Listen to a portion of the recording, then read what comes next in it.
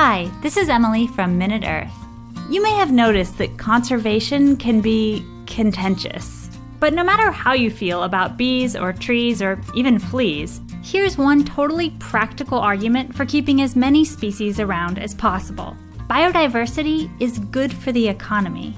For example, in a recent study, which I should mention was co-authored by Minute Earth's own writer and tree ecologist, Peter Reich, scientists looked at tons of forests around the world and found that stands with more tree species grow faster and bigger than those with fewer species. Which makes sense. Trees of a single species all have the same approaches to getting light, nutrients, and water, so they end up competing with each other.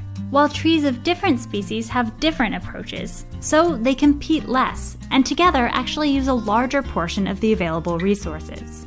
And those gains add up to a lot more green. The world's logged forests produce at least 35% more timber than they would if each stand of trees had only one species, to the tune of at least $200 billion in additional revenue each year. This diversity dividend is at least 20 times more than the total amount of money we currently spend on conservation.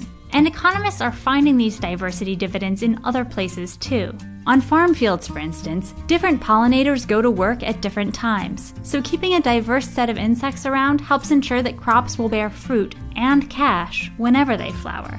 And in our lakes and rivers, the more kinds of toxin-munching microbes there are, the more pollutants they can clean up, keeping down the multi-billion-dollar cost of maintaining clean waterways. Of course, it's hard to give biodiversity a dollar value in each and every ecosystem, and money probably isn't the only way we want to measure the value of nature. But in lots of places, healthier, more diverse ecosystems appear to translate to a healthier bottom line. So despite what you may have heard, money really does grow on trees.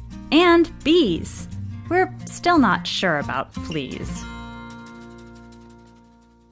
This Minute Earth video was sponsored by the University of Minnesota, where students, faculty, and staff across all fields of study are working to solve the grand challenges facing society. This video was informed by the research of University of Minnesota scientists Peter Reich, David Tillman, Forrest Isbell, Sarah Hobby, and Steve Pulaski. The University of Minnesota, driven to discover.